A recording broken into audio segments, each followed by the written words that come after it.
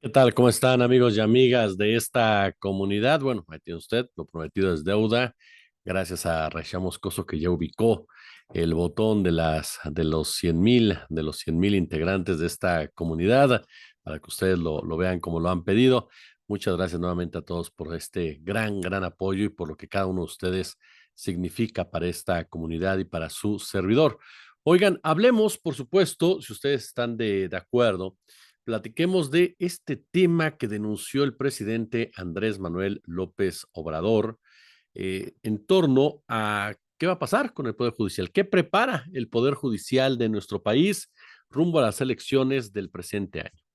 A ver, vamos primero con la información y después, por supuesto, con la opinión, si les parece correcto. El presidente Andrés Manuel López Obrador acusó que se está dando una trama desde el Poder Judicial que apunta a la nulidad de la elección presidencial de junio próximo. Así están, quién sabe qué encuesta están viendo, quién sabe qué está opinando la gente que los trae así tan nerviosos. ¿Van a dar un golpe de estado técnico? ¿Van a hacer un fraude electoral desde los tribunales, desde el Poder Judicial? ¿Le van a hacer caso a Claudio X González, a José Ramón Cosío? Fue lo que preguntó el presidente.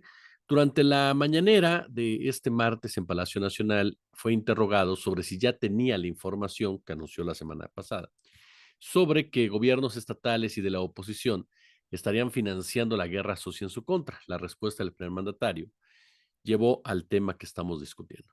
Estamos reuniendo información, estamos pensando también si se da a conocer. En estos días vamos a resolver sobre eso. Sin duda es una guerra sucia que tiene como fondo la elección. Nunca había visto a los jueces tan activos. Ya no puedo hablar de cierto periodista. Los jueces me lo prohibieron. Me están pidiendo de una señora que tampoco puedo hablar, que yo borre unos tweets pasados. El jefe del Ejecutivo indicó que a pesar de que no está de acuerdo con estas resoluciones judiciales, pues lo va a hacer. Dice, yo voy a hacer todo, voy a cumplir absolutamente todo. Dijo que aún están por hacerle varias notificaciones para que no hable del proceso electoral, con la amenaza de que van a levantar un listado de todas las supuestas infracciones que yo cometa para darle valor o utilizarlas, las infracciones, en el momento de la calificación de la elección. Entonces fue cuando se preguntó, apuestan a la nulidad de la elección. Eso es lo que yo pienso que están tramando. Voy a darlo a conocer aquí. Fue lo que dijo el presidente, quien insistió, y mis libertades, ¿cuáles son sus fundamentos? Lo hemos platicado en diversas oportunidades, este tema. Hace unos días, Norma Piña, la presidenta de la Suprema Corte de Justicia de la Nación, amiga de Isabel Miranda de Wallace, advirtió que no iban a permitir ni a ceder un ápice de la independencia del Poder Judicial. A mí me encanta, de verdad se lo digo, y sí lo digo obviamente con mucho sarcasmo, cómo se venden como cruzados de las libertades, de la democracia, de la defensa de la separación de poderes, y califican a este gobierno como autoritario, como dictatorial, cuando los verdaderos gobiernos que no les permitían ni levantar la mirada, ahí no dijeron absolutamente nada. Y no se trata de caer en esta narrativa, que tampoco coincido, para entorpecer alguna crítica de que porque antes no dijiste nada. No, no es opinión, es historia. La Suprema Corte de Justicia de la Nación no había gozado de una separación de poderes tal y como se ha visto hasta este momento. Y me llamó la atención esta declaración de Norma Piña, porque va de la mano, efectivamente, de otras opiniones, de otros puntos de vista, que están encaminados a fortalecer una especie de posicionamiento del Poder Judicial de nuestro país en el resultado final de la elección. Por supuesto que es el Tribunal Electoral del Poder Judicial de la Federación el que va a calificar los comicios. Ahí hay toda una discusión interna, también lo hemos comentado con ustedes, pero no se puede confiar en ninguno de los 5 integrantes de este tribunal. Y no porque les falte pericia o capacidad, sino porque si uno revisa, pues te das cuenta que son vulnerables a la seducción del dinero, a la seducción del poder, y en donde la ideología pasa a un segundo término. La oposición, y ustedes lo saben perfectamente, ha mantenido desde hace ya varios meses, incluso ha sido parte esencial de su estrategia, estas declaraciones de una elección de Estado, de un gobierno dictatorial, de un presidente tiránico, de que está beneficiando a la candidata oficial, de que está violentando las reglas, las normas. Y habrá gente que diga, a ver, Jesús, las está violentando, no. En algunos puntos se puede caer en ello, por supuesto, pero de ahí a pensar en la anulación de unos comicios me parece un hecho extremo. Por eso es que comenzaron a filtrar lo que tiene que ver con el crimen organizado. Por eso es que comenzaron a hablar de un financiamiento del narcotráfico como tal, a tal punto que integrantes del tribunal dijeron abiertamente que sí era una de las causales para echar atrás una elección.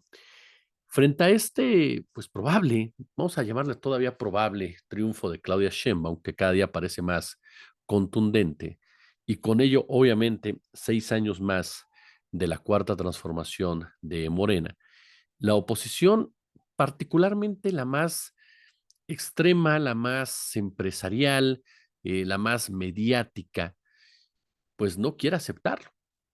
Así de sencillo.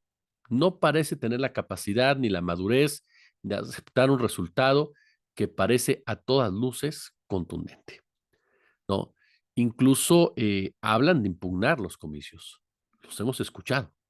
Hablan de impugnar los comicios bajo este criterio que le mencionaba, de que es una elección de Estado, ¿no? De que se ha filtrado el narcotráfico, de que hay intervenciones de la presidencia, de que los apoyos sociales, por ejemplo, se convirtieron en una gran productora de votos a favor de Claudia Sheinbaum y que todo esto en conjunto pues llevaría precisamente al tribunal a tomar una decisión de esta naturaleza. Una decisión hipócrita completamente. ¿Por qué? Porque en nada se parece lo que está pasando en esta elección a lo que vimos en 2006, a lo que vimos en 2012, ¿no? Elecciones verdaderamente vergonzosas y que todavía haya gente que se atreve a defender a los integrantes del tribunal, del entonces CIFE, de un comportamiento delictivo, tramposo, antiético, a todas luces. Hay gente que dice, y con justa razón, que parece una verdadera locura. ¿Por qué? Porque se le compara con lo que pasó con Donald Trump, por ejemplo, o con Jair Bolsonaro en Brasil, ¿no? Que buscaron la forma de desconocer precisamente los resultados. Es distinto, como nos recuerda el maestro Jorge Cepeda Patterson, porque en México es Morena quien tiene el poder. Por lo tanto, la situación es diferente en un momento dado. De ahí a que no se entienda mucho, a final de cuentas, este galimatías en el que se está involucrando directamente la oposición, ¿no?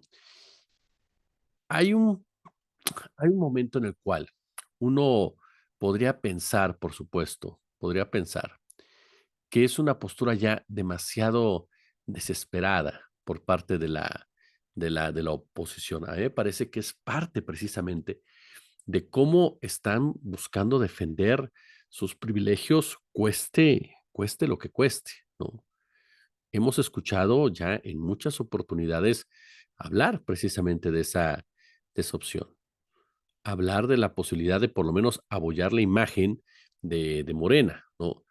De por lo menos dañar internacionalmente una victoria por Claudia Sheinbaum. No olvidemos que se reunieron con empresarios estadounidenses, con gente tan despreciable como Almagro en la OEA, para denunciar una situación de esta naturaleza, para pedir la intervención directa de los Estados Unidos en dado caso de que la elección, según ellos, sea una elección de Estado y que el narcotráfico se haya infiltrado en la misma. ¿Se imaginan una especie de gobierno en el exilio? De Xóchitl Gálvez, un gobierno paralelo, como al estilo de Juan Guaidó, que cuente con cierto respaldo de la derecha norteamericana, por ejemplo, pues yo creo que a eso le están tirando a final de cuentas, más allá de Xóchitl Gálvez, que no tiene la inteligencia para ello, los papás y los tíos de este movimiento, para que de esa forma puedan abrir la puerta a un mayor intervencionismo por parte de la Unión Americana o por parte de ciertos sectores de la Unión Americana. Ahora, hablar de lawfare me parece que es determinante en este momento. La palabra lawfare es una fusión de las palabras law, que es ley, y warfare, que es conflicto armado o guerra.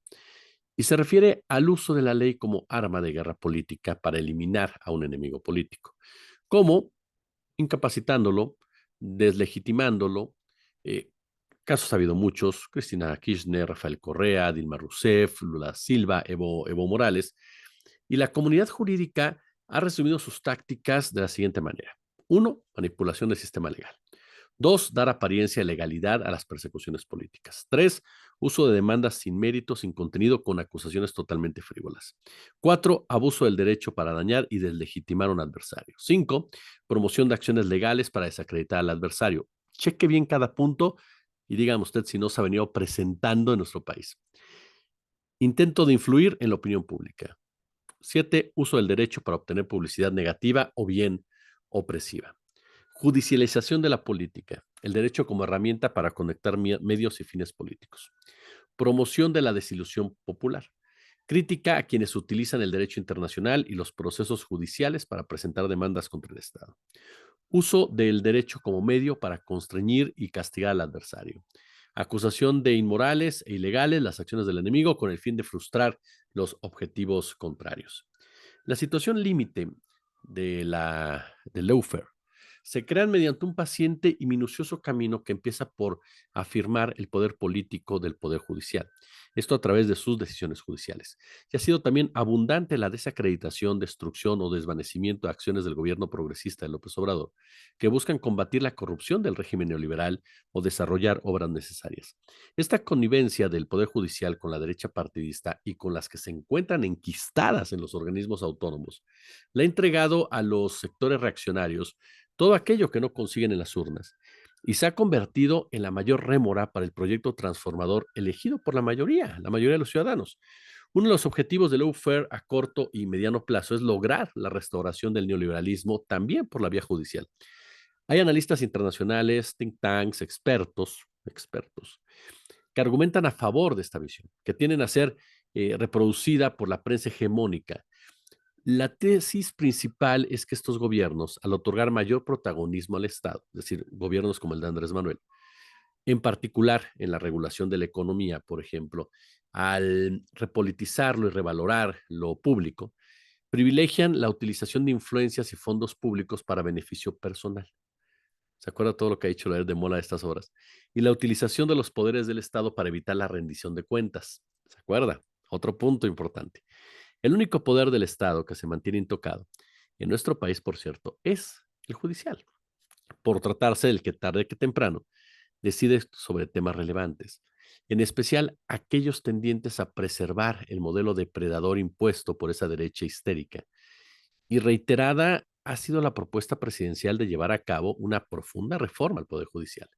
Pero a fin de cuentas, parece que muy pocos se animan a tocar esa instancia cada día más pervertida, corrupta, lenta como el progreso, y lo que menos imparte es justicia, pero que solamente aquellos que están muy conformes con el status quo se tapan los ojos y de manera soberbia nos dicen no se toca el Poder Judicial, como si alguna vez hubiera funcionado adecuadamente el Poder Judicial o todo el sistema de justicia de este país. Hay quienes destacan, ¿no?, que sí se ha tocado a través de la historia y hablan de un Ernesto Zedillo como demócrata, ¿no? Cuando mediante la reforma constitucional sacó a 26 ministros de la Suprema Corte de Justicia de la Nación, bajó ese número a 11, impuso un nuevo equipo, por supuesto que todo el mundo le aplaudió, por supuesto que todo el mundo habló de Zedillo como el gran progresista, como el gran modernizador, como el hombre que entendía que había llegado el momento de modificar a esa anquilosada Corte Suprema de nuestro país. Es gente que le gusta engañarse, que le encanta no entender que la política está presente en cada uno de estos actos, y en realidad Cedillo no se trataba de cambiar algo, sino lo que buscaba era deshacerse de los salinistas, incrustados en el Poder Judicial, y obviamente seguir con el festín, pero ahora bajo su tutela. Entonces, como todo cambio, ¿no? Como todo cambio, pues permaneció igual, y los asuntos de interés para el mandatario en turno se aprobaban, congelaban o rechazaban en automático, según las necesidades del inquilino de Los Pinos. Punto y aparte. Y eso lo hizo Fox, y lo hizo Calderón, y lo hizo Enrique Peña Nieto, y los ministros ahora tan rebeldes, algunos de ellos, eran los principales que aplaudían, con sus honrosas excepciones como el ministro Arturo Saldívar. Con la llegada de López Obrador a Palacio Nacional, la dinámica es otra. Ley que promueve el presidente y aprueba el Congreso de inmediato es inhabilitada o congelada por el Poder Judicial. Reparte amparos como si fueran dulces, otorgan suspensiones, resuelven acciones de inconstitucionalidad y controversias a las velocidades de la luz, siempre notoriamente inclinados a la derecha que a diestra y siniestra reparten amparos, suspensiones, conexos, con tal de frenar la entrada en vigor de nuevas legislaciones y obviamente proteger a quienes en el régimen neoliberal hicieron lo que les vino en gana. Los distinguidos miembros del Poder Judicial y del INE están en contra de los cambios. ¿Por qué? Porque su único Dios es el dinero y pretenden seguir cobrando elevados sueldos. Es la misma mafia, son iguales que los conservadores. No quieren que haya democracia. ¿Por qué? Porque apoyan a una oligarquía, no apoyan a una democracia. Y esa es una discusión que no se ha querido tener seriamente. ¿De acuerdo? ¿A quiénes y con qué intenciones se ha manejado históricamente el Poder Judicial de la Federación? ¿Con qué intenciones se ha manejado la autoridad electoral de nuestro país? ¿A quiénes responden más allá de lo que deberían de hacer y de responder? Hay que basarnos en los hechos y darnos cuenta cómo personajes como